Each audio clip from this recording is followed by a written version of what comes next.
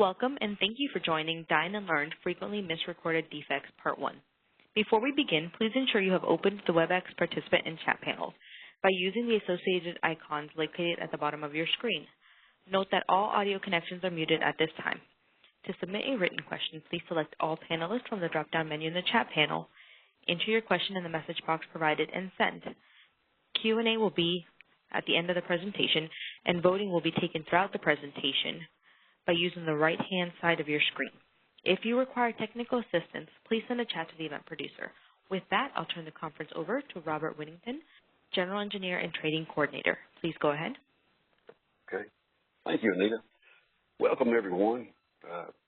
Glad to get the Dine and Learn started back up. I'm glad to have you guys here. And so I would just like to thank each one of you for being here today. We have a lot of material we're going to try to cover. So to help keep our time together down to around an hour, the presentation will be completed first, and then we'll take questions at the end. So hold all your questions till we get through at the end. However, if you want to submit your questions in writing before you forget about them, you can write your questions in a queue. It's over on your bottom right-hand side if you want to do that, and we'll answer it at the end. Also, to let everyone know that there are 5 other people to help me answer questions at the end. There's 4 QA trainers and a representative from TAC. The QAs are Ron Cluck, Lawrence Clay, Dexter Brady, and Brian Easton. And Orlando's from TAC. And everyone knows Orlando. It depends on him to help at one time or another.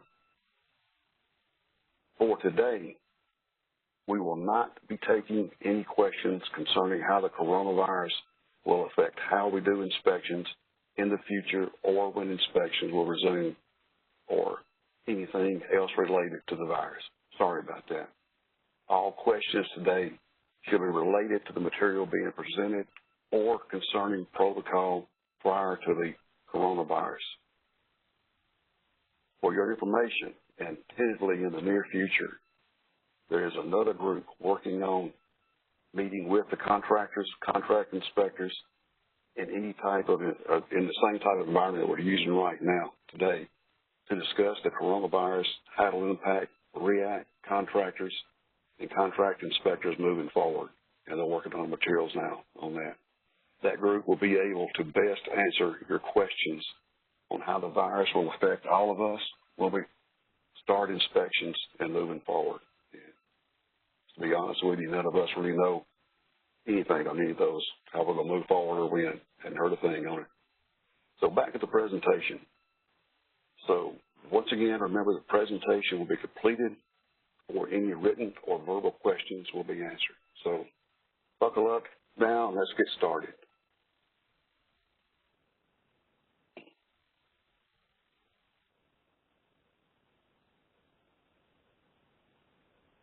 Today we're going to talk about things that the pass review team finds on a routine basis and the requirements for a comment to be included with every recorded defect. This even includes comments on level 1 defects and level 2 defects along with the level 3s and health and safety defects. On a daily basis, the pass review team, and that's the guys that review all your inspections when they're submitted in. You first submit them in, they go through the reviews and look at them. Basically, the pass review team is observing several incorrectly recorded defects on too much of a routine basis. It will be great. It's great that you're all finding and recording these defects when you're doing inspections, but you need to make sure that the defects are being recorded correctly. Some of the same recorded defects observed multiple times daily, the misrecorded defects. These misrecorded defects can have a direct effect on the final score and could result in the property having to be re-inspected and not be a true representation of the property at the time of the inspection. Even though the defect exists, if it's recorded under the wrong inspectable defect or under the wrong inspectable area, the property can appeal it and have it removed. This may result in the inspection not being a true reflection of the property at the time of the inspection.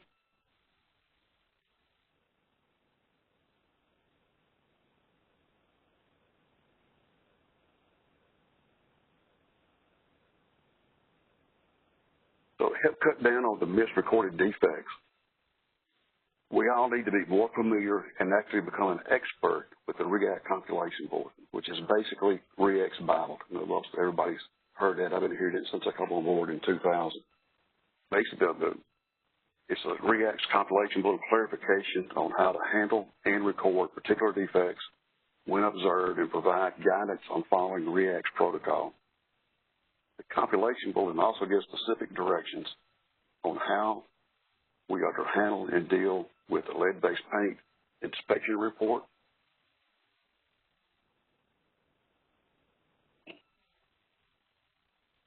and gives specifics on how to handle electrical defects. We all need to be aware of the inspector notices that comes out of IA, and send out an inspector that comes out of IA section and affect how we inspect, and be aware of how to deal with the NIS standards that are observed on pour repairs and other things that come up.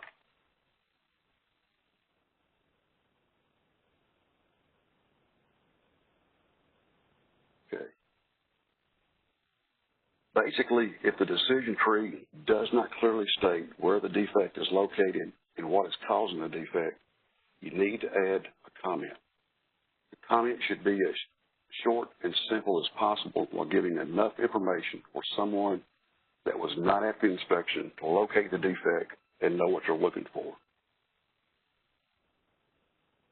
Now let's look at an example of what is probably the most recorded defect that is missing additional information in the comment section explaining what is exactly causing the defect.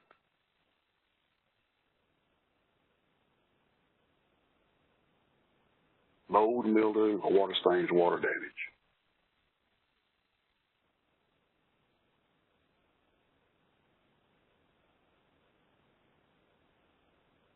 A little difficult here. Sorry about that. Here we go. When you record a defect under ceilings, walls, or floors for water damage, water stains, mold, or mildew, very few add the comment which of these is causing the defect, and see that quite a bit when I was in the past review going over these. You know, is it water damage, is it water stains, or is it mold and mildew? And that comment's usually left out almost every time, or a combination of the three. If the defect is a level 3 for mold or mildew, which is recorded to level 3 for the floor, the walls, the ceilings, then you will also need to record a health and safety defect under air quality. Usually if someone does add a comment about the level 3 defect being caused by the mold and mildew, they forget or even don't even know to also record the health and safety under the air quality. When I was working with the past review team, about 75%, maybe more, of the time when a level 3 was recorded for the mold and mildew, the inspector would forget to record the health and safety for mold and mildew, or vice versa. Saw that way too often on this. The basic, you look here, you can see the water stains. You got 3 possible things that you can pick from in your decision tree.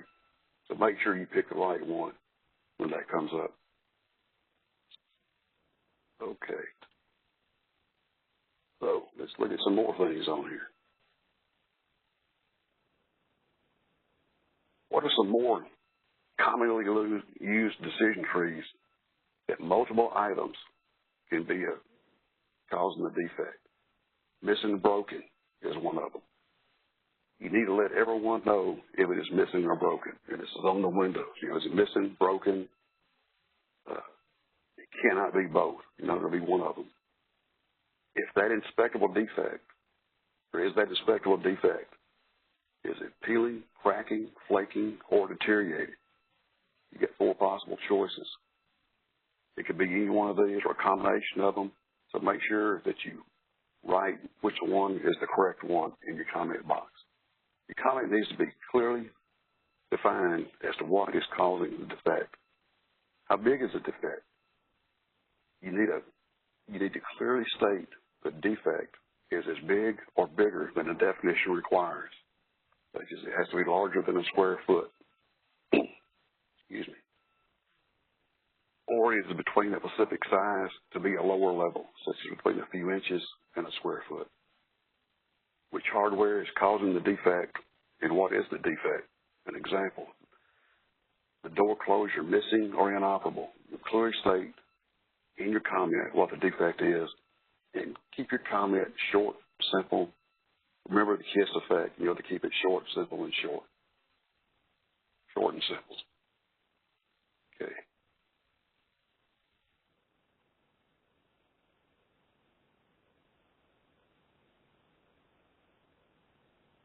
Okay. These are some things that are associated with common misrecorded defects, incorrectly recorded defects. These are some things that your fast review team sees on a daily basis. So for the doors, some of the misrecorded defects are associated with missing hardware on doors or holes in doors caused from missing hardware. Such as this right here, you see a hole, and it's possible to record two different things, holes or missing hardware. And that's where you need to reference your compilation bullet to make sure you're recording correctly, which one it calls for. Okay, the lead base paint photo. Talking about our lead base paint. There's issues dealing with the missing photo. See that quite a bit. The roof type comment, not providing a comment concerning the roof inspection accessibility. See that quite often, or it's recorded in the wrong place or incorrectly. We'll talk about that. Correctly recording electrical defects and recording the electrical defects in the right inspectable area. See this quite a bit. A lot of times the defect gets recorded in the electrical, but it's recorded in the wrong inspectable area or the wrong inspectable item. Windows, recording window defects correctly and under the correct inspectable area. See these quite often. And resident-owned property, such as these things like this right here with a broken mirror. A lot of the inspectors are recording this, but they're misrecording it, and we'll talk about it later also. Or actually on the next presentation. Okay.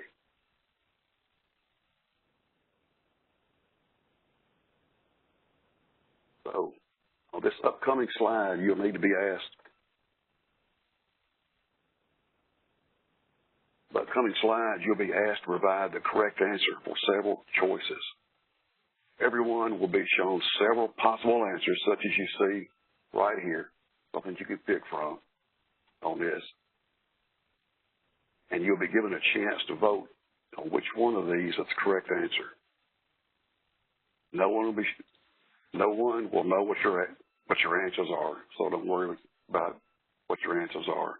And each possible answer will be shown the percentages of the total votes for the specific answer on that one.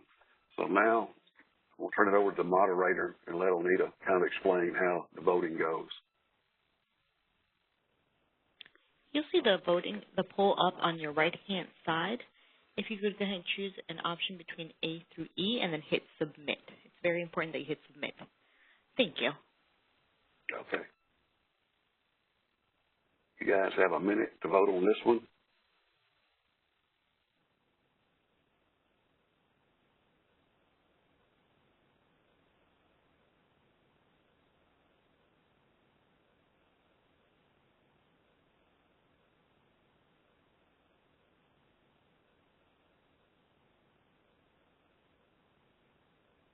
Perfect, and the poll is closing now. About 10 more seconds if you haven't yet submitted your answer.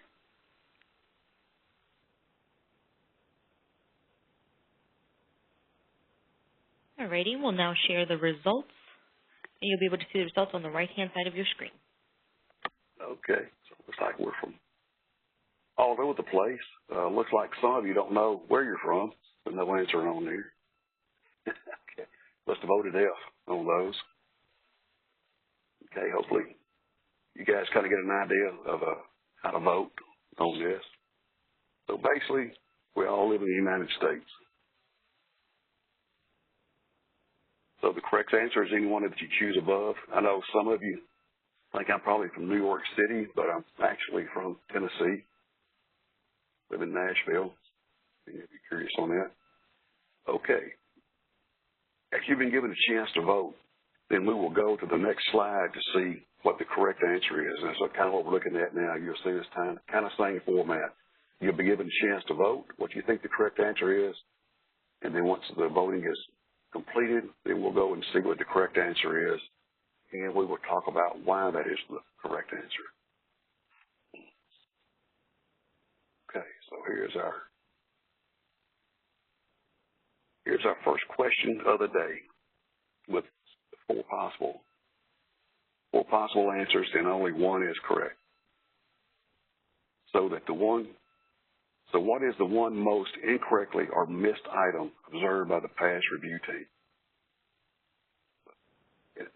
Anita, I want you to wait till I get through reading this before you start on the time, so that you'll have some time if you can redo that on that.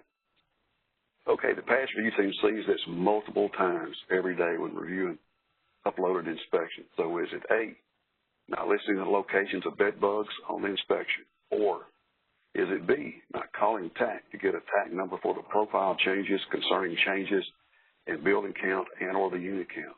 Or could it be C, not calling TAC to find out if the multifamily property has a HUD loan on it, which could result in the wrong unit count and leading to an inspection being rejected?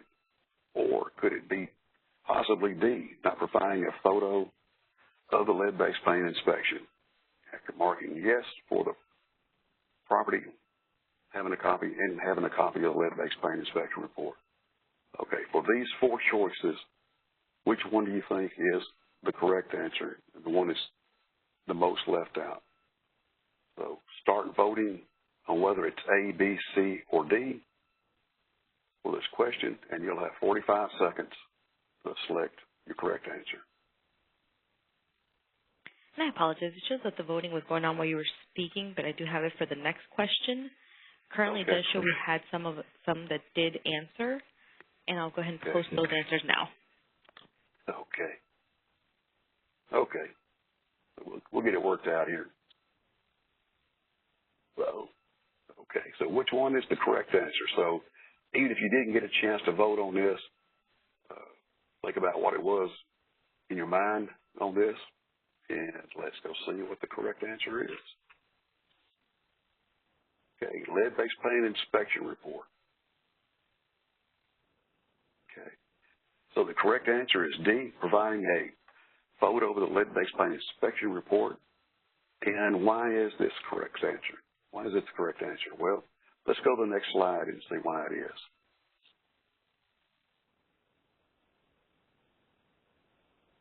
Okay. First off, why is a picture of the lead-based paint inspection report even required? Is it just something we want to do to make life more difficult for you guys? It may seem like it. That's not it. It's actually something that's needed and important.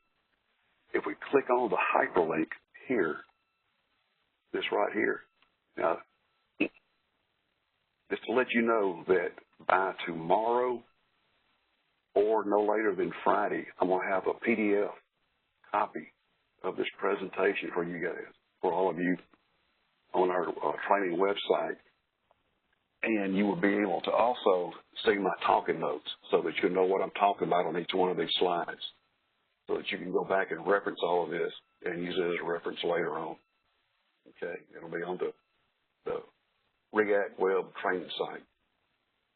Okay, so if you click on that hyperlink here, it will take us to the compilation bulletin, and that's what it'll do when you get your PDF. So on page 95, the compilation bulletin tells us why we have to take a picture of the lead-based paint inspection report cover page.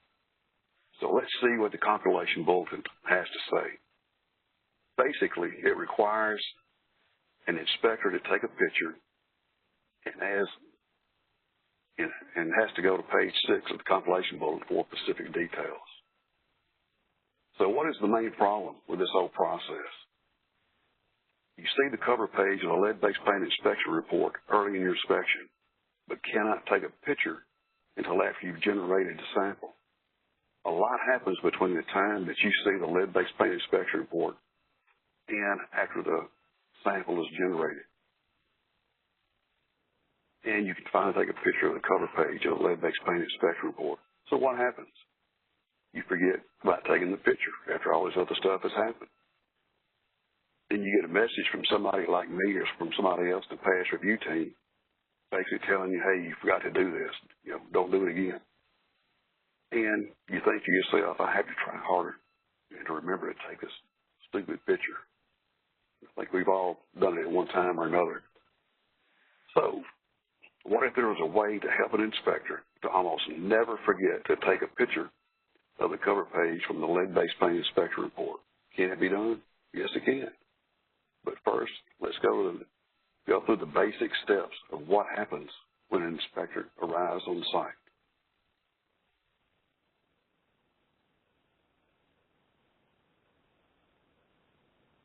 So you arrive on site, you introduce yourself, you sit down in your briefcase. There's your inspector, I see you coming in, and then you sit down at the desk. If you're lucky enough for the property to even have a desk where you sit, then you start going through and over all of the initial upfront paperwork. All the usual stuff that inspectors are required to do after arriving on site. Some of the usual stuff will consist of, but not be limited to, you verifying the property information is correct, verifying the participant information is correct, verifying the rent roll is accurate and up to date, physically verifying all the buildings are there, and then also verifying the site and getting your area measurements for the site if they didn't have them for you, and verifying the certificates. After all this is done, then you generate your sample, and you put your sample units in, and now you're ready to start your inspection. So before leaving the office, what is one of the last things that you're going to do?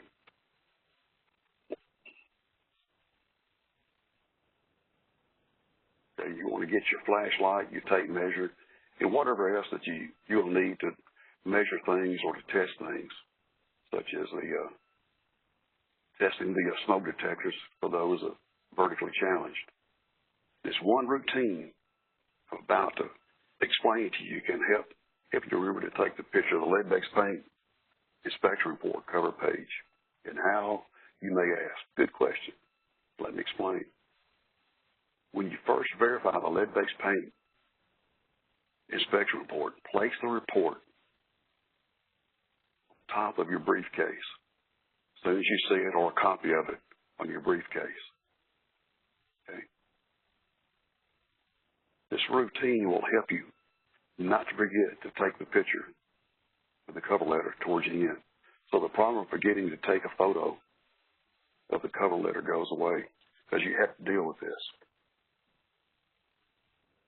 before you can leave. Okay.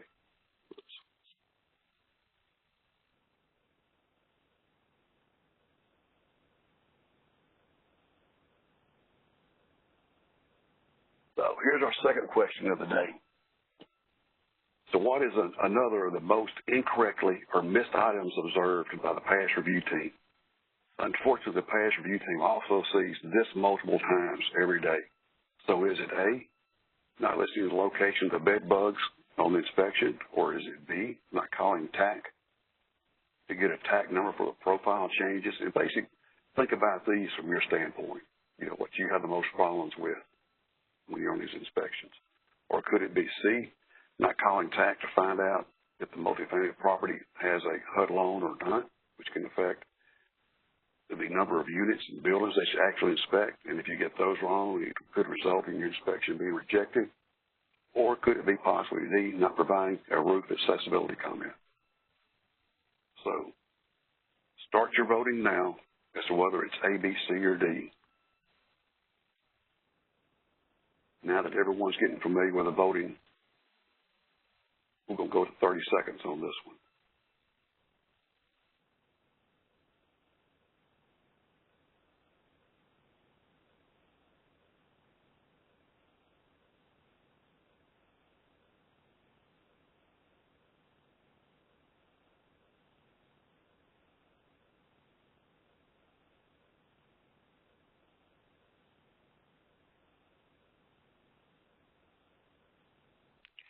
Okay, so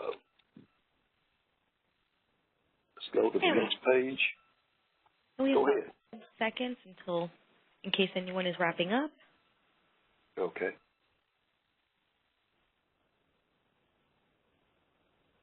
Perfect, and the results should be displayed.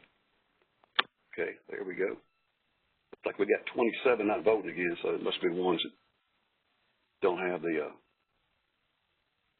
computer to look at. They're just on the telephone.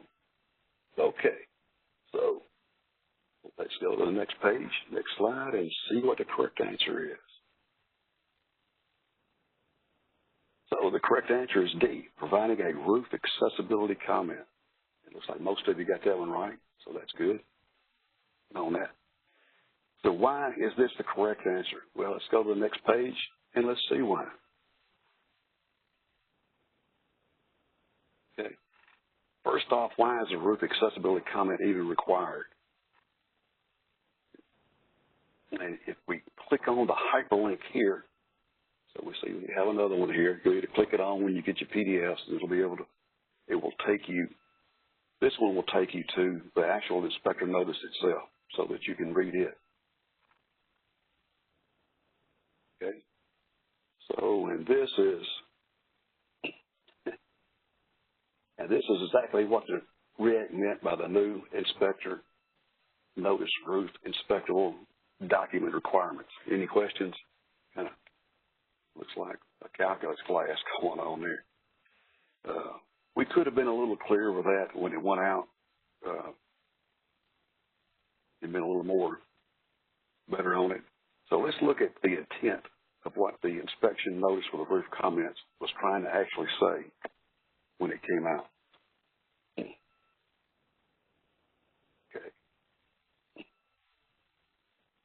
So basically, the inspector notice for the roof comments concerning the roof accessibility comment requires an inspector to provide a comment about whether or not you were able to inspect the roof and what type of roof it was. It does not matter if the roof is flat, sloped, or pitched. You need to enter the roof comment under the building comment field for each specific building in the sample, even if all roofs are identical. Okay? So remember to add your roof comment under the roof building field for each specific building in the sample. Now let's look at how and where to record the roof comments. So basically, that's click on this. It's going to take you to the inspector notice. Okay. So let's look where we're going to record our roof comments. First, we would select the building. So you're going to select which building you're in. Then you're going to enter the roof comment in the building comment field, which is right here for that building. It should not be recorded under the property comment field, but in the building comment field. The specific roof comment will be chosen from the 4 possible comments loaded on that was located on the inspector notice. Okay, for adding the comment concerning each and every roof. The comment wording has to be exactly the same wording as on the inspector notice. So why is this so important? That's another good question. The wording has to be exactly the same so that R&D, research and our development, can mine the data from completed inspection of record reports for statistical purposes. Basically, this helps the accountants and other people with the money plan for costs associated with maintaining and replacing old roofs on all the properties that we have that exist through the HUD portfolio. So this is how you need to add the roof comments on every inspection to every roof, every building in the sample. Some helpful hints and suggestions on how to do this and get it done quickly is cut and paste your comments.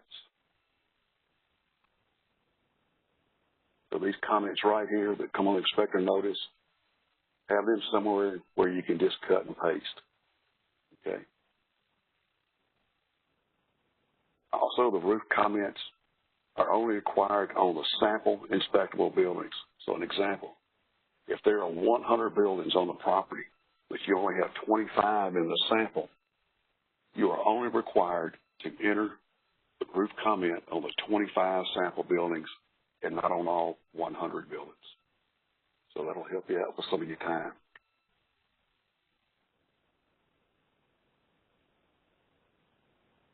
Okay. So now we're going to talk about the exit signs. Can a defective exit sign be recorded under building systems or under common areas as appropriate? Yes, no, maybe? Okay. The correct answer is all defective exit signs have to be recorded under the common areas only. Okay, so why is that? If this defect is recorded under building systems, it is incorrectly recorded. Another good question about this and why it's a heavily recorded area, and let's investigate why. If we click on the hyperlink, we got us another hyperlink here. It's going to take us to the REACT compilation bulletin. And then on page 66, the compilation bulletin tells us where we are to record the exit sign defect. Okay, so we go, comes up right here, it tells us where to record it at. Okay. So as we go through these, are you starting to see a common routine and a common theme throughout these slides? Basically, the common thread that runs through these slides is that we have to use and reference the compilation bulletin or other REACT official documents to make sure that we are correctly recording all defects. Otherwise, we run the risk of not recording defects correctly or inspection and run the risk of inspections being rejected. Remember what we stated earlier. To help keep down on misrecorded defects, we all need to get to be more familiar and actually become an expert with the REACT compilation bulletin, which is basically REACT's Bible on clarifications on how to handle, record particular defects when observed, and provide guidance on following REACT's protocol.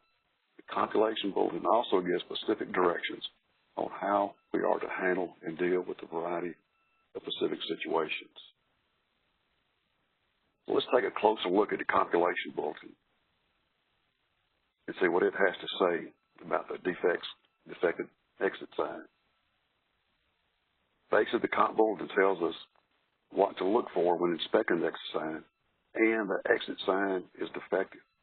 Then the defect has to be recorded under common areas. The defect should never be recorded under building systems. And remember to always add a comment concerning where the exit sign is located and anything else that is necessary. So the exit sign should always be recorded under the common areas, as it states here, and never under building systems.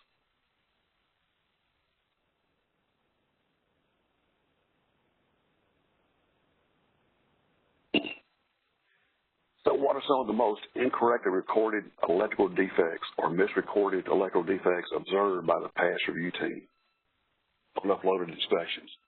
The pass review team sees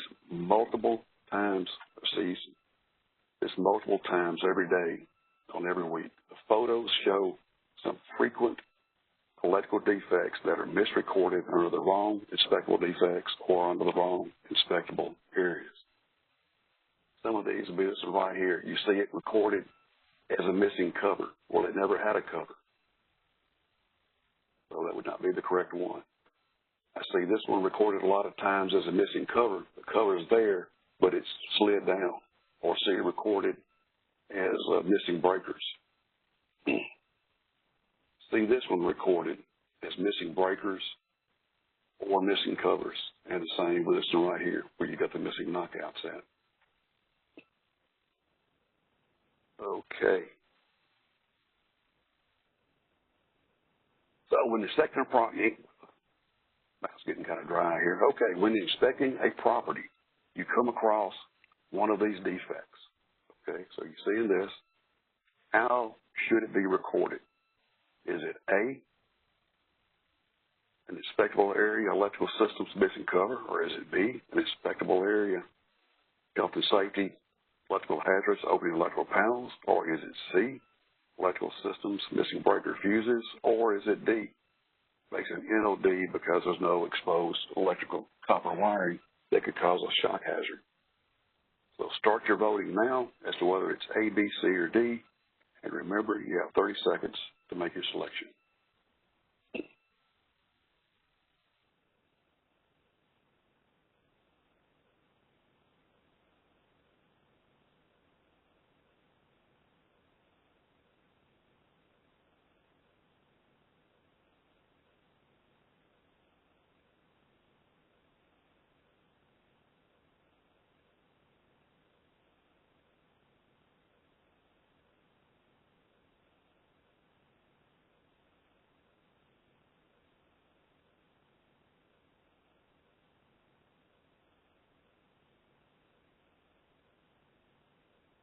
And there are about 10 seconds remaining, so if you're currently answered, please go ahead and wrap it up.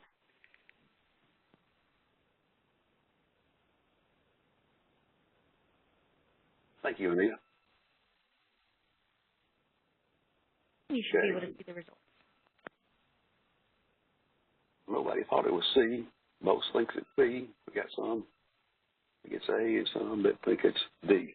So let's go to the next page and see what the correct answer is. So the correct answer is B, inspectable area, health and safety, electrical hazards, opening in electrical panel. So why is it the correct answer? Well, let's go to the next slide and see.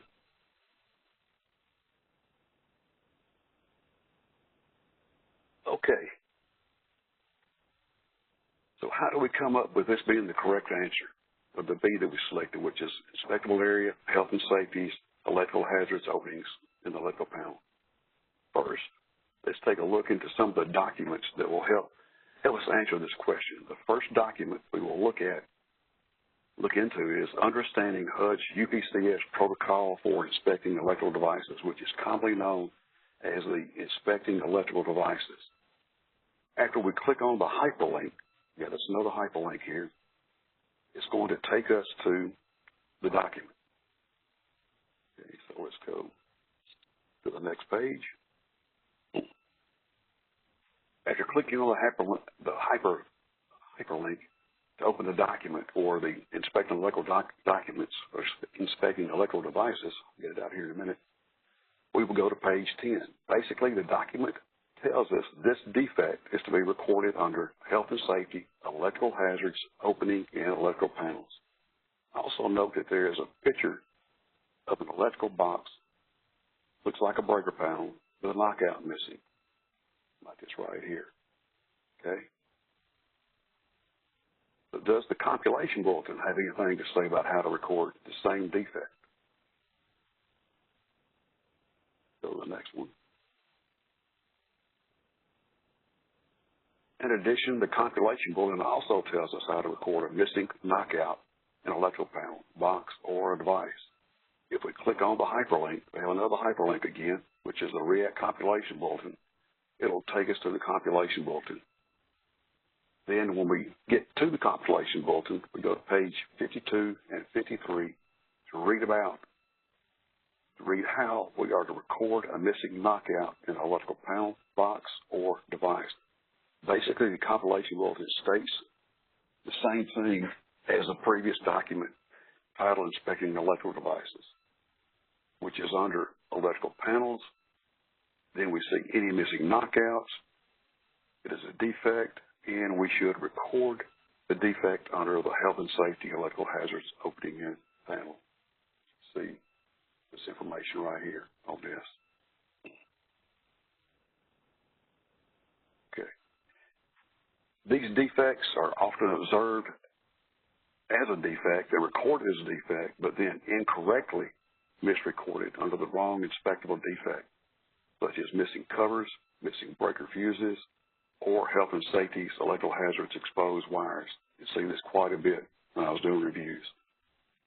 So when the compilation bulletin or other official documents like the Inspecting the Electrical Devices gives us specific directions on how to record a particular defect, then that defect or that specific defect must be recorded that way, or it's considered to be recorded incorrectly. And why is this important? That's another good question. When defects are misrecorded in other places other than the specific place where they should be recorded, this can affect the final property score. And how may it do that? It does it because a defect will be removed. The property can appeal it and have it removed, and this will end up affecting the final score. So that's why it's so important for all inspectors to record defects as required by protocol in the compilation bulletin or other official documents that we have and use.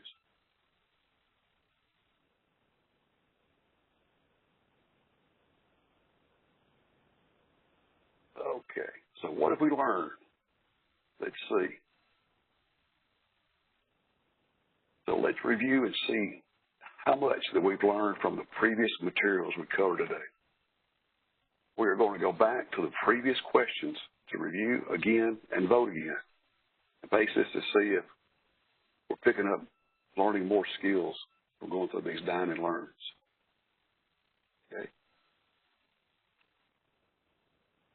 Hopefully you guys know what these are. Okay, so that's a switchgear, generator, as you disconnect. This is a fire pump system. And basically how you know it's a fire pump system is it's got the red painted on it. And here you got some of the modern boilers. Okay, so moving forward here. Okay. So here was our first question of the day with 4 possible answers and only 1 correct answer. So what is the most incorrectly or missed item observed by the pass review team? So the pass review team sees this multiple times every day when review and upload inspections. So is it A? Is it B? Could it be C? Or maybe even D?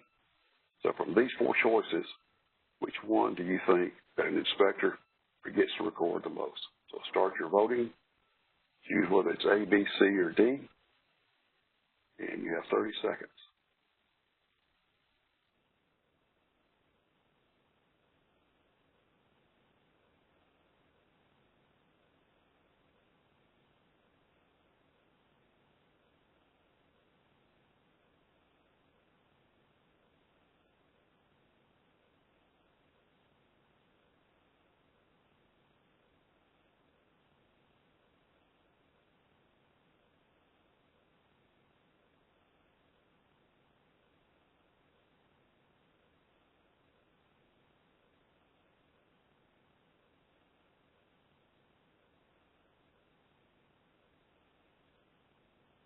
And we have about 10 seconds remaining.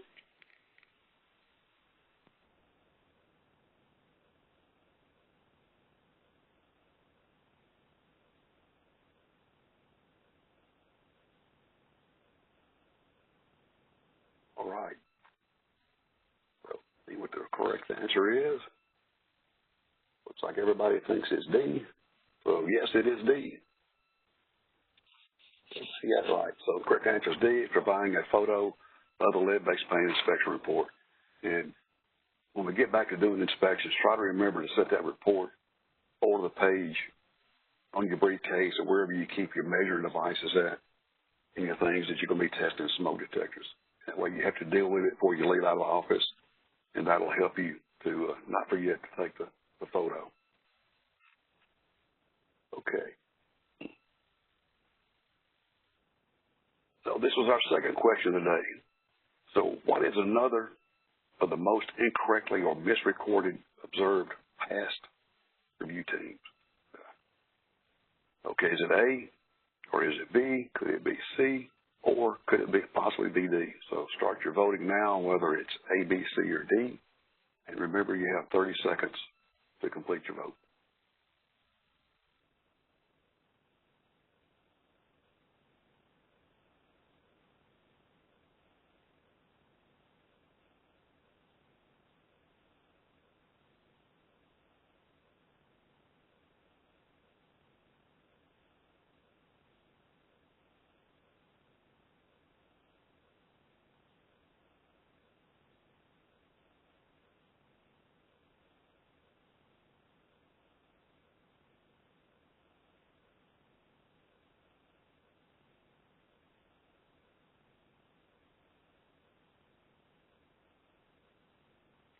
And there's about 10 seconds remaining.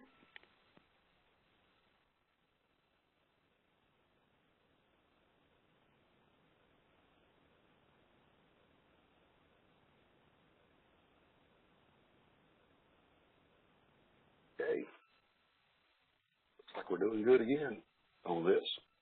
Well, the correct answer is D. Everybody got it right. Great.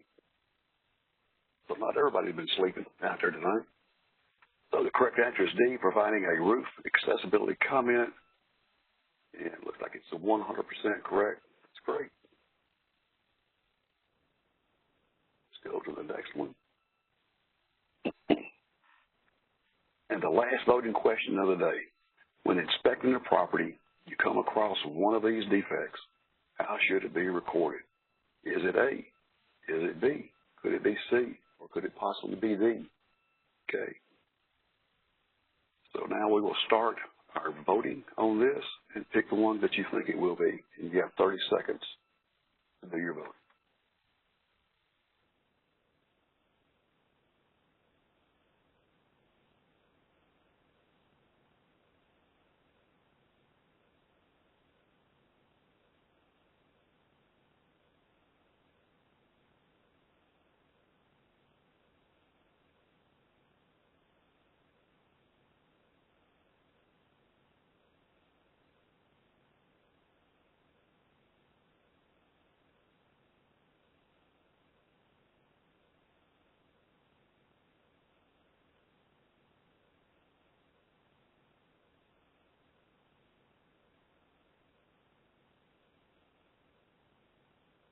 And we have about 7 seconds.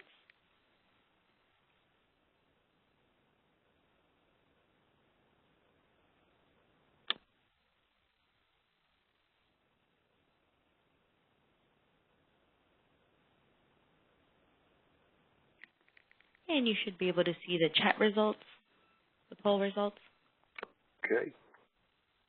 So there they are. Looks like everybody got this one correct also. It's B. Okay, it's 100% correct. So that's great. Once again. Okay. So this concludes tonight's Dine and Learn. Hope you enjoyed the presentation and learned some new things from it. Now it's time to start the answering of the questions, or the answers some of your questions. Also to kind of let you know that you saw this part one, talk with my boss on this. I'm going to talk with the rest of the team tomorrow. We may try to have one of these once a month for about the next 3 months coming up to cover these defects that are the most common ones that the past review team just sees over and over on people missing or misrecording. So help get you guys back going on the right track. And also remember that this will be in a PDF form on the website, on the training website, so that you can go and pull it off and have a copy of it and look at it. So, Anita, can you open it up for questions now? Yes, thank you, Rob. To submit a question, please select All Panelists from the drop-down menu in the chat panel. Enter your question in the message box provided and send. You may also press #2 on your telephone keypad. You will hear a notification when your line is unmuted. At that time, please then state your question. Thank you.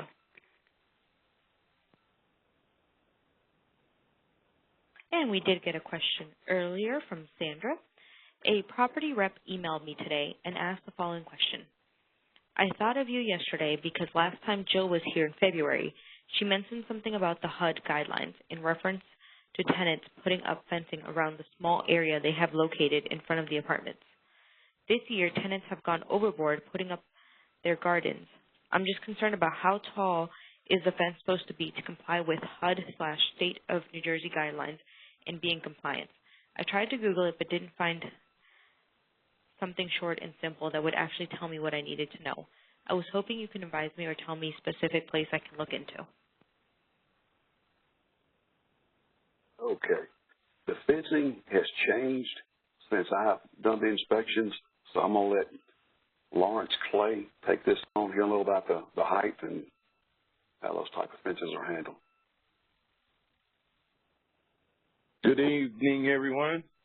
In regards to the fence, we just at 4 feet.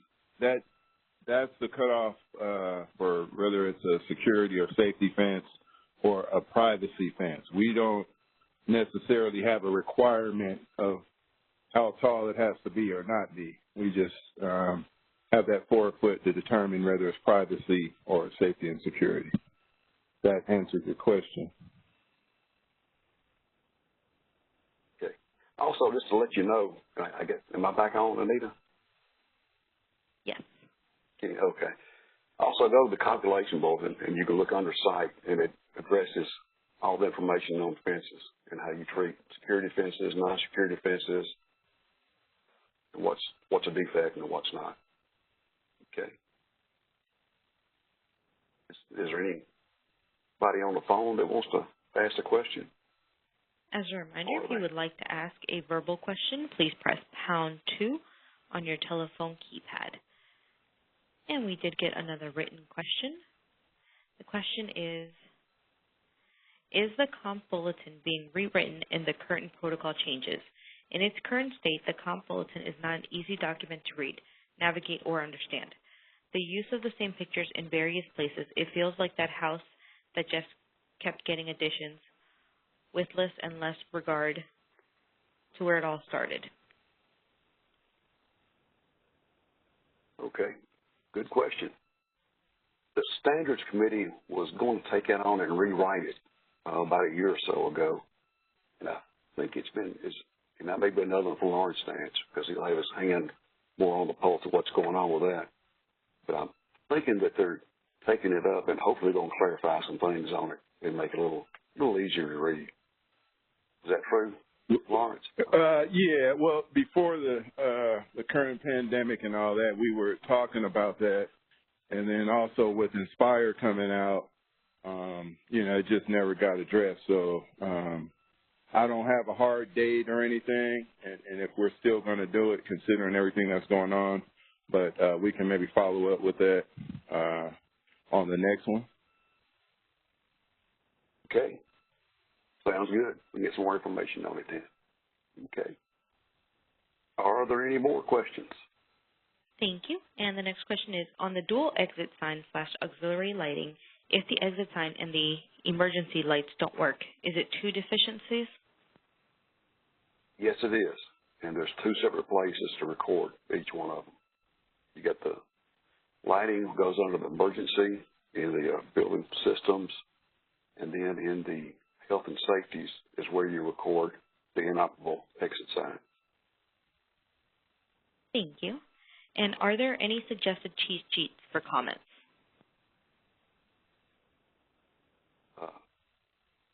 Not any that I know of that exist anywhere. Most of the inspectors kind of create their own cheat sheet. I would recommend that you put the roof comments on it.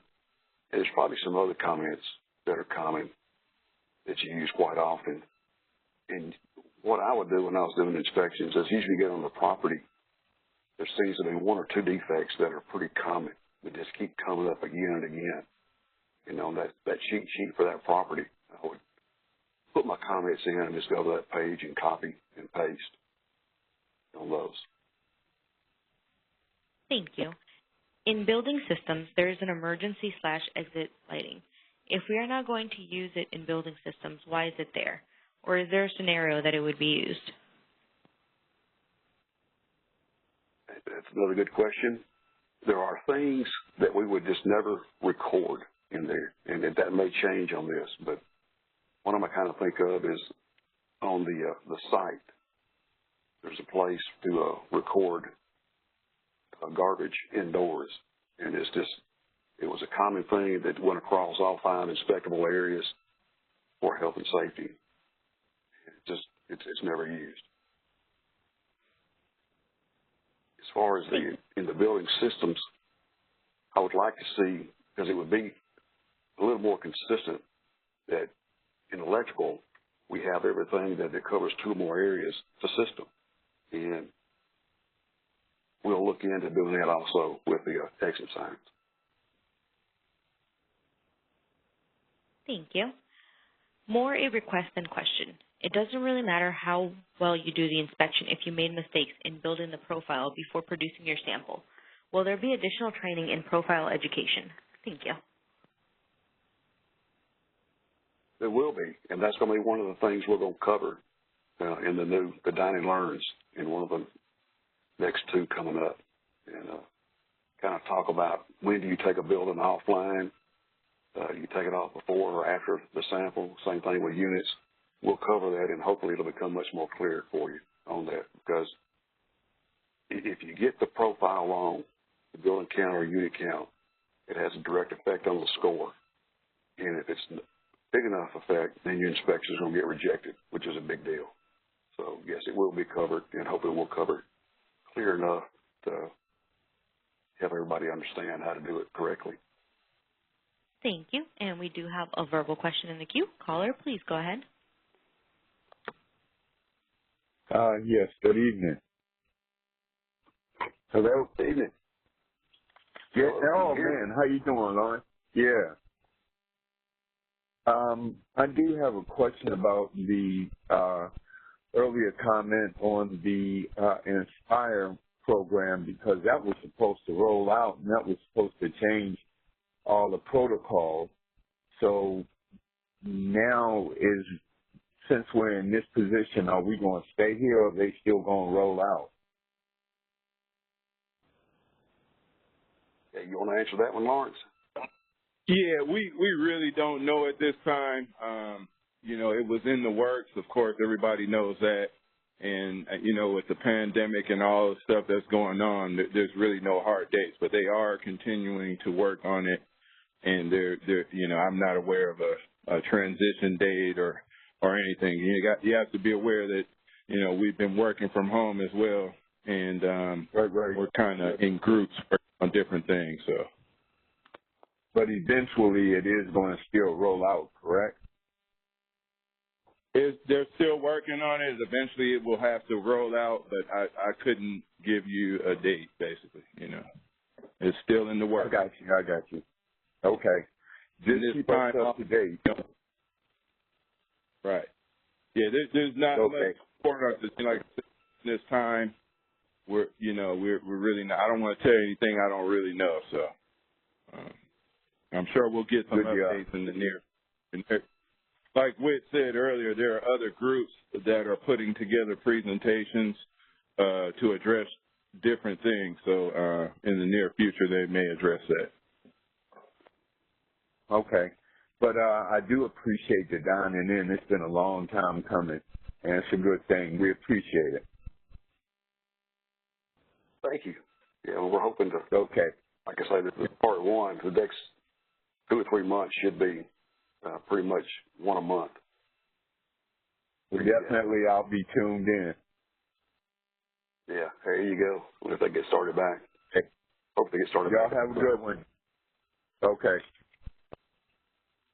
Same to you. Thank you. As a reminder, if you'd like to ask a verbal question, please press #2. And we do have a couple more written questions. Oh, and I apologize. We actually got 2 additional verbal questions. Caller, please go ahead. Yes, good evening. I see a lot of cluttering taking place in many housing units, and I have a hard time finding either a health and safety or any other means of reporting it. Can you provide me some clarification? Thank you. Sure. On the clutter, we don't inspect housekeeping, but if the clutter in the housekeeping is causing a defect, such as blocking a window, you'll have to record it. If you got a stove that's completely covered up where you can't test it, you can ask your escort to, please move the thing so that it can be tested, that they can test it. And if they refuse to remove it, then you record the defect and assume it doesn't work. Same thing with the windows. If grandma's got all her knickknacks on the window and it looks like some could be broke if you try to move them, then ask them to move them. If they will not, then record as a defect. But the clutter, unless it's causing a defect, it's just something you got to work around, get around. Does that answer your question? Yes, thank you very much. No, you're quite welcome. Thank you. Thank you. And caller, your line's unmuted. Please go ahead.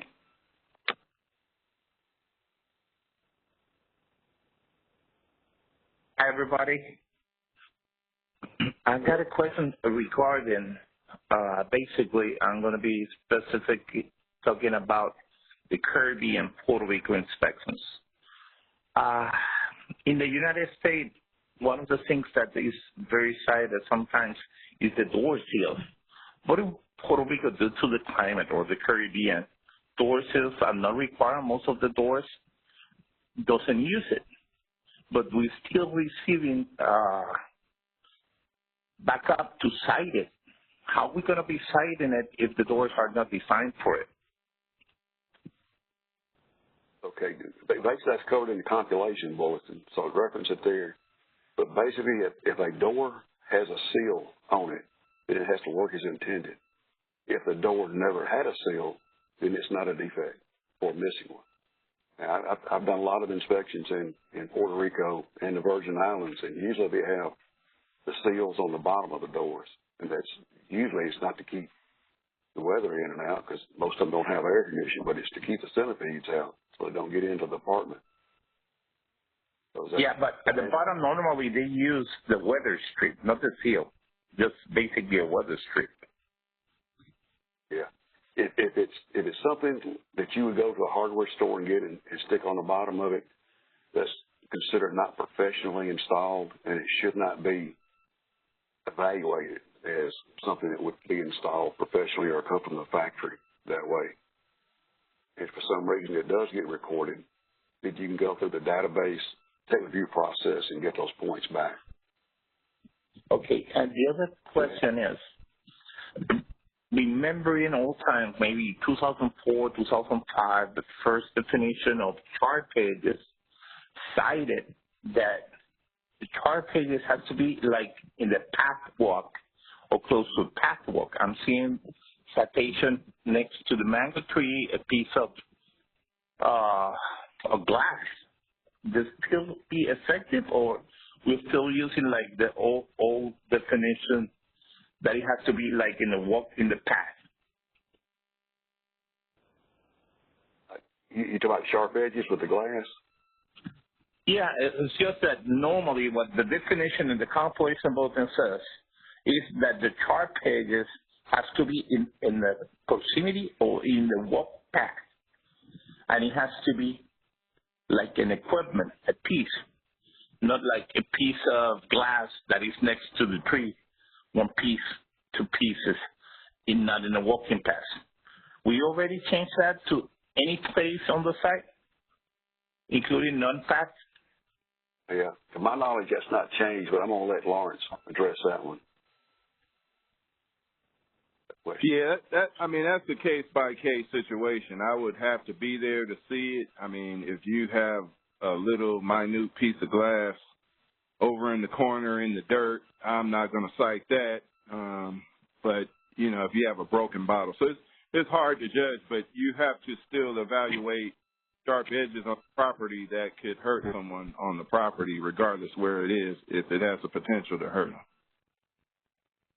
them. Okay. Thank you very much. You still will have kids running around all over the place. In the summertime, they're not going to have the shoes on. Maybe have them on it all in Puerto Rico. Lucky to play, have good weather. Okay. Yeah, they love the weather down here. Yeah. But thank you for the clarification. It's just that I'm seeing sometimes like pieces of glasses in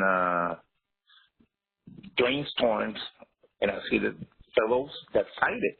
That's a drain storm. Come on. Yeah. Like Lawrence said, it's just on a case-by-case basis. Okay. Have to look at it. Okay, thank you. Thank you, too. Thank you. And caller, please go ahead. Hi, Whit. This is Shalene. I'm just calling in to say thank you for doing this and to offer a suggestion that maybe people can, I'm not an inspector, by the way. I'm just an observer. I work with Whit. If this is going to be an ongoing thing, is there somewhere people could submit questions that you could use as a, information basis for the next Dine and Learn? Frequently asked questions or things like that, so that they would have, a way, something might happen that they're not thinking of right now out in the field, and you can address it in the Dine and Learn. Okay. And hello, and thank you for coming on to listen to it. Yes.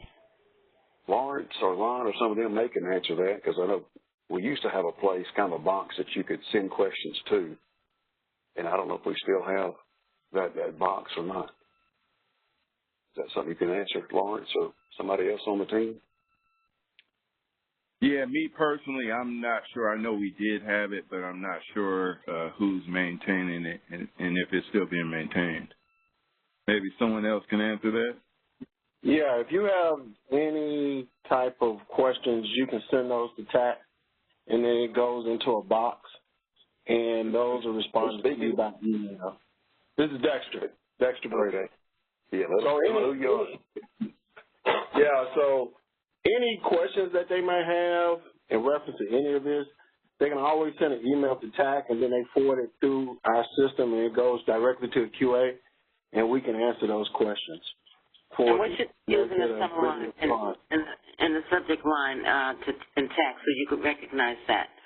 Is there a specific subject line so you could recognize that is a question? Because I know we got a lot of stuff coming through TAC.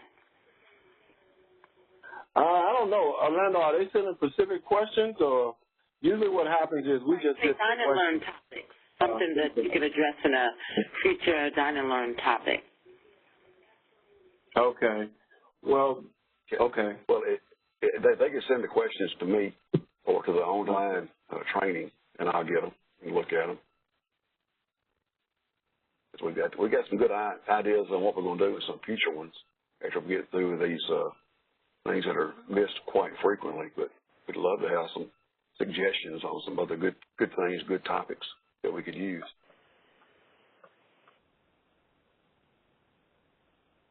Does that answer your question, Elaine? Yeah, that's it. That was it. That was just an observation from the peanut gallery. Okay. So you can always call TAC up, and if you got any specific questions or anything like that, and then Orlando and them will get it routed to the right team. Hi, this is Orlando. If you would like to email the questions, you can always send it to react_TACPass@HUD.gov. And all those emails will be will either be read by me or Amos. And if neither of us can answer it, we'll escalate that up to Whit's team or the QA department so that they can look at it further and then get back to you. Okay. Thanks, Orlando. Mm-hmm. Okay, so any more questions? And we do have several written questions. The first one is, random sample test report for LBP acceptable or all pre-1978 required? I think they're asking, is the lead-based paint report required for all built or required for anything built prior to 1978? And the answer on that is yes. And hold on, I'm answering the question right. A lot of times when you go to the elderly properties or the nursing homes or assisted living, they won't have the form signed by the residents, and they may have the inspection report because those are quite expensive to get done. And the compilation bulletin addresses this and basically tells you how to record it, that, if you mark no, the residents don't have it, and they don't have the report either, that you'll put a note in your inspection and state that. But they are required on all buildings built prior to 1978. And that's based on the construction date and not a remodel, where they've had a renovations or a remodel on the whole property. Thank you. Exterior GFI, not in unit, patio, or deck, has no place to record. It just goes under hazard other for building exterior. Yeah, I'm going to let Lawrence take that one. I think that's the right answer, but I want to make sure. Yes, that's the correct answer, because when they built the software, they didn't account for it, so they don't have it listed on the exterior. So to account for that, the compilation bulletin says to record it under hazard other on the exterior, unless, like Whit said, you can identify it to a unit or something like that, or a common area. Common area, yeah. Right. So, yes, you would record it under hazard other and make a comment of the location and then that the GFI was inoperable. Thank you. In the roof access comment, do I need to use the quotes before and after? Not sure what they mean before and after. The 4 selections that you have can be used either before or after you generate the sample. And you need to put it in each building comment field as to one of those 4 choices. And if you would, just be sure, just copy and paste what one of those 4 choices are, so that way that the R&D team will be able to basically mine the data and pull it out and see how many buildings have certain roofs or on what property, what kind of roofs they have. Thank you. Are non-illuminated exit signs a deficiency? Example, paper exit signs. I'll let Lawrence handle that one. I don't think it's changed. It used to not be. I don't know if that's changed or not. No. If it didn't have, if it wasn't lit to begin with, then we don't require it to be lit. Okay, that's what I thought. But basically, reacts.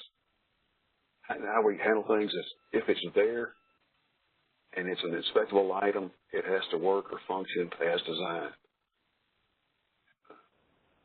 That's kind of the short and skinny of how our inspections go on inspectable items. That basically, if it's there or evidence of it being there, it has to work as intended and as designed. Okay, next question.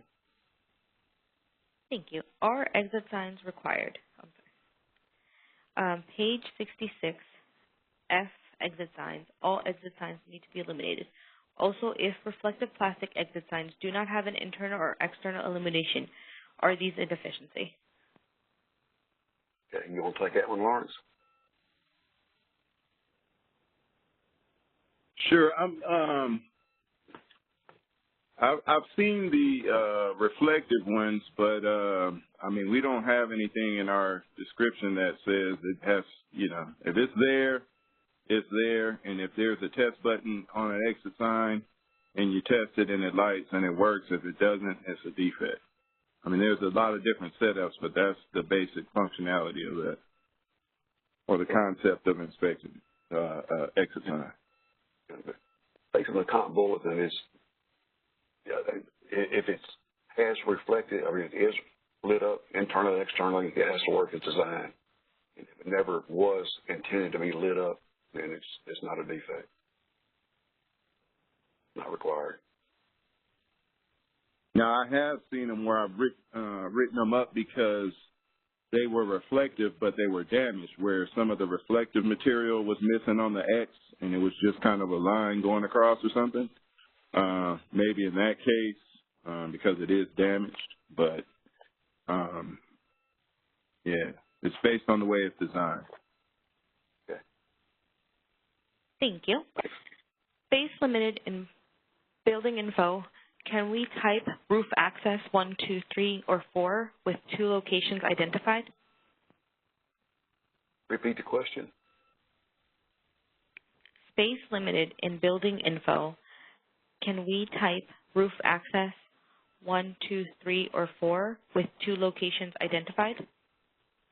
It needs to be the exact wording or the information cannot be mined and it's not of any value.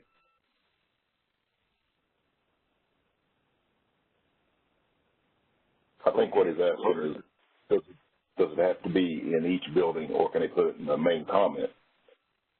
Oh, I think put it in each building, yeah. Okay, you want to go ahead and answer that one, Brian?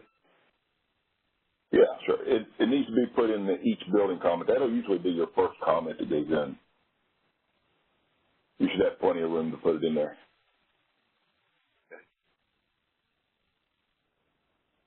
And also, that was covered in the Days Dine and Learn. So when you go to get the PDF copy of that, it'll be in there.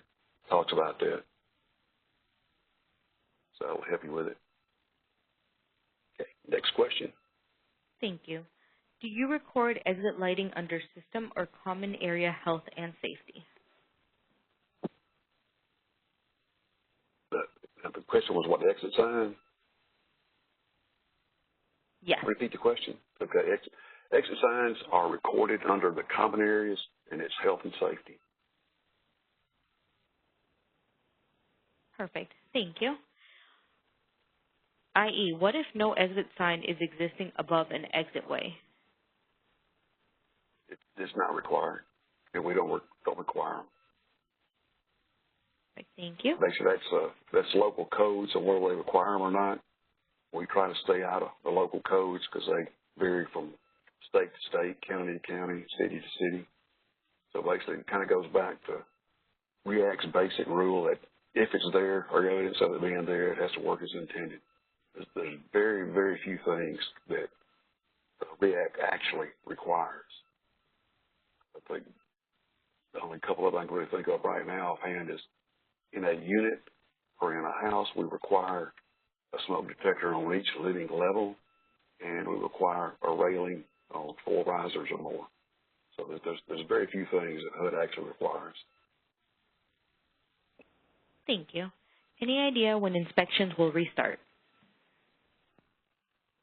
No.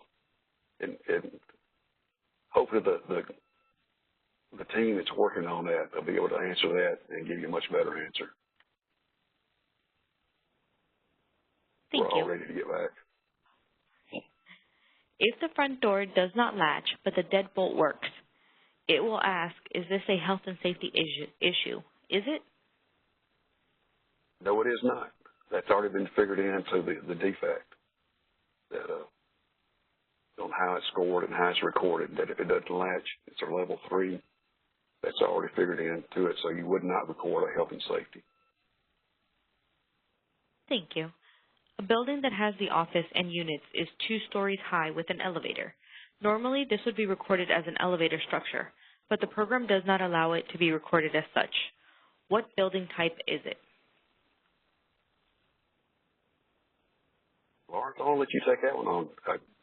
I would think it could be recorded. Can you repeat the question? Can you repeat the question, please? A building has the office. A building that has the office and units is 2 stories high with an elevator.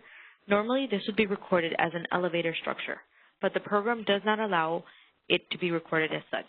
What building type is it? It's anytime you have an elevator, it's automatically an elevator structure.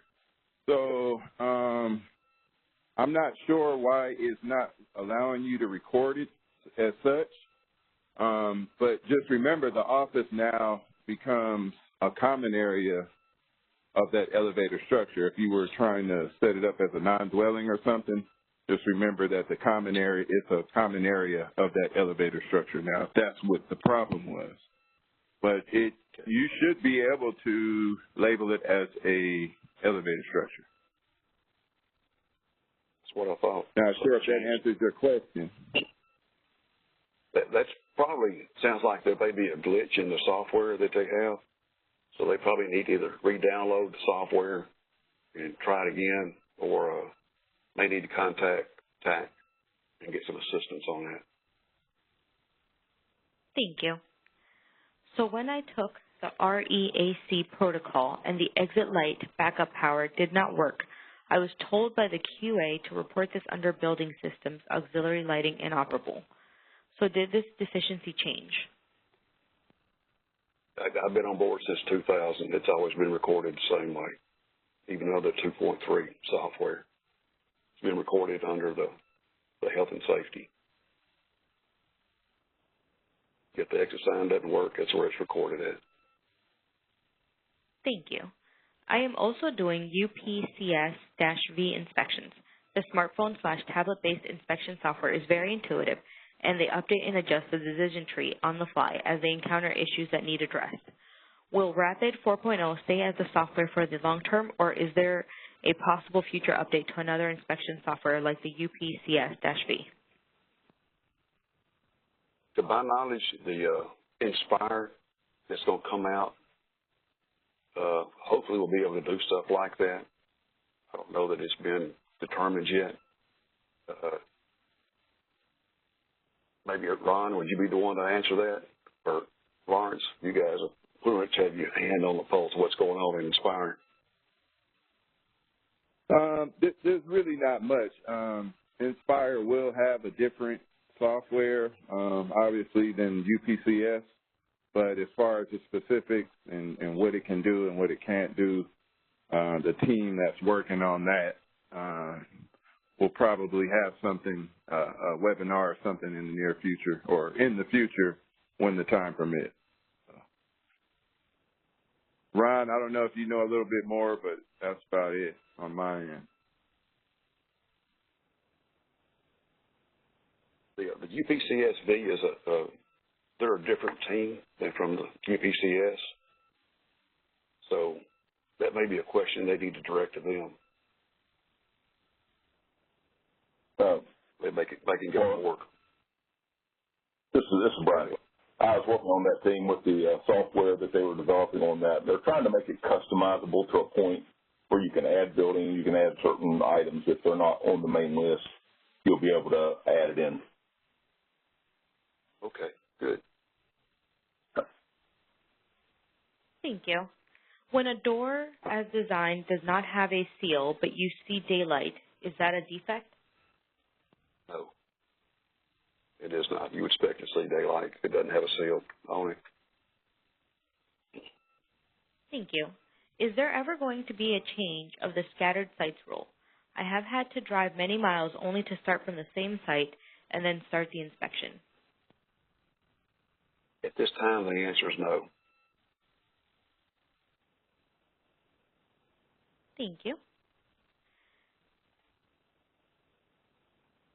The completion bulletin says to record damage to concrete, but it is not specific about how wide the crack needs to be and how long. Can you offer any suggestions for measuring cracks to record percentage? You want to take that one, Lawrence? I don't know the dimensions and everything off the top of my head right now, but the dimensions are in the software. And what happens, you have to measure them up, and if they meet the threshold, then they fit as a deficiency. And like I said, I don't have it off the top of my head, but there are dimensions in there. Yeah, I'm looking at it right now. It talks about less than 3/4 of an inch or greater than 3/4 of an inch on cracks. So it has to be greater than or equal to 3/4 of an inch before you start counting it as a defect. And you're exactly. Then it has to be a certain length and all the other dimensions. But it's in there. Thank you. LBP for elderly is exempt, correct? Repeat the question. LBP is for elderly is exempt, correct? No, it's not. If it's built prior to 1978, you're still going to answer the questions on the certificates as to whether the residents have signed it or if they also have the lead-based inspection report. And if it's an elderly, but he's looking at they reference the compilation bulletin, it tells them how to put a comment in there basically stating that. And also be aware that the certificates do not carry a point value. So if you record no on either one of those or both, the property will not lose any points. Next question. Thank you. Are they required at all? What, the lead-based paint? It's a separate question. This was from Jordan. Jordan, if you could please clarify by pressing #2 on your telephone keypad.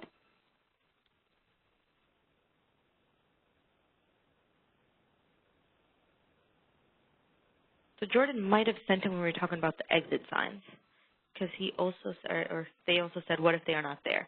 And I believe this is Okay. Jordan now. Jordan, please go ahead. Yeah, actually, I got that question answered earlier. If there was no exit sign above an exit. So I'm good, thanks. Okay. Thank you, Jordan. Thank you, Jordan. And the next question is, what if an exit sign has a functional auxiliary light nearby, but yet the exit sign light is inoperable? Is that still a deficiency? Yes. If the exit sign is designed to light internally, it has to light internally. If there's an emergency light associated with it and that doesn't work, that's going to be a separate defect.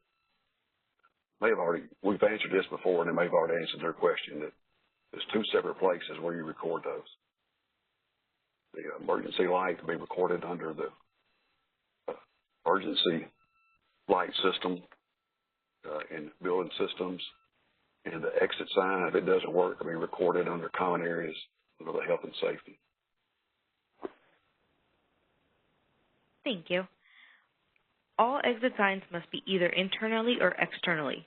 Do we allow regular exit signs, paper or otherwise? Sure. Yeah, they can put them up. No problem at all. See them quite a bit. Thank you. Please address what deficiencies would be associated with resident storage units that are locked with a resident key or the resident lock and cannot be entered. Also, please address storage units in a basement that are made of wire. You can see into it, but locked and cannot enter it. There was some discussions on that earlier, and by that I'm talking about with the QAs and the compilation bulletin. You want to answer that one, Lawrence? Sure. The first one where, let's say you had a unit and it had a storage that was detached somewhere, but it was locked. Based on the compilation bulletin, because that storage is locked and you couldn't access all of the unit, you would actually have to pick an alternate unless you were able to gain access. The second question, I need you to repeat that. I didn't quite get that one all the way. Please address storage units in a basement that are made of wire. You can see into it, but it's locked and cannot enter it. I've inspected those. A lot of times they'll have them open for you, but if everything appears, if you can see in there, and usually there's no light in there, there's nothing but a wall and some framing and a little bit of mesh. If you can see everything and it looks okay, there's probably not a deficiency there if you can see everything. So you have to use your judgment on that. If there's a piece of hardware you need to see work, you may have to ask them to open it. It just depends on the setup. Perfect, thank you. I thought the exit sign had to be lit day and night. If the sign is not internally lit, it had to be near an emergency aux lit, and the aux light must be functional. This reference to the compilation bulletin covers that the exit sign does not have to be internally or externally illuminated. And basically, if it's illuminated from the inside, it has to work as intended. And it's never been illuminated, it's not a requirement. Thank you. Properties are most upset when a resident-owned appliance, such as a portable dishwasher, a chest freezer, air conditioner, is found with a deficiency. What is the best way to respond to their concern? It's part of the compilation bulletin where they have to record those defects, and they can go through the database technical review process and get those points back. And it's just something that was decided back in the beginning that The inspector doesn't have to try and determine who that refrigerator belongs to, who that stove belongs to, who the window air conditioner belongs to. If it's defective, they record it, and then the property can go back through the database to review process and get those points back. I heard a few extra items in there. The only thing we would record for points would be the stove, refrigerator, or window air conditioner. Anything else owned by the resident that would be a hazard would go under hazard other, where it wouldn't score any points. Yeah, if it's a mobile dishwasher, we're not going to inspect it unless it's got a sharp edge or electrical hazard. And then their compilation will tell you how to record those too on resident home. Thank you. Will the protocol change, Aspire forthcoming? Will it change or affect HQS protocols at all? Not that I'm aware. I have no idea, but that's not our department. I don't even know what they do over in HQS anymore. That'll be something to be determined later on. Thank you. In regards to the concrete damage question, are we assessing concrete pads under HVAC units? I had several that were crumbling or had missing pieces. Well, they can take us to mountain order, look at that and see if they've got undermining. You want to answer that one, Lawrence? Yeah, I mean, if they're crumbling, and some of them are not even part of the building. They're just a piece of platform you can buy at Home Depot. So it goes back to how it's constructed. If it's part of the slab and it comes off of the building, then you may have to evaluate it into the program, but it's another one of those case-by-case situations. But if it's just those platforms and it's cracked, that's not necessarily a deficiency. Now, if it's some type of hazard it prevents, you can put hazard other, but just the being cracked is not. Also, if it's one of the platforms that you just buy and it's got erosion under it, we don't write the erosion under this. Not really part of the building because it's just sitting there. Right. Yeah. Like you putting a doormat out there, it's not part of the building. But then some of them have a slab that comes, the slab comes out and they sit them there, yep. And that may be different. Thank you. A resident left a note labeled Rules of Conduct, including taking off shoes, no more than 3 people in the unit, and no more than 5 minutes in a unit. Require signatures of inspectors. Do inspectors have to bend demands of residents? No, they don't. They can take an alternate on those. I've run across those before. Usually, if you can't take your shoes off, which I would never recommend anybody take their shoes off to go in somebody else's unit. A lot of times that resident will have little footies you can put on. That's strictly your choice. I put them on and go in and inspect the unit. But if it's something you're not comfortable with, you don't have to inspect the unit. You can take an alternate. Thank you. Has the point system changed yet? No, it has not. Still the same. Thank you. And there are currently no additional questions. Okay. Well, I'd like to thank everybody for being a part of this. I'm sure that all the QAs that are here, we're looking forward to seeing you guys again, and I know the contract inspectors are looking forward to getting back to work. And I wish we had some information to give you, and hopefully the other group that's working on this will have something in the next couple of weeks on that, or sometime soon. If there's nothing else, then I guess we're done. If Brian and Dexter and Lawrence and Orlando, Ron, you guys got anything you want to add to it? No, I'm good. Look forward to back to the field. Okay. I guess we're done. Make sure you read the compilation bulletins while you're at home.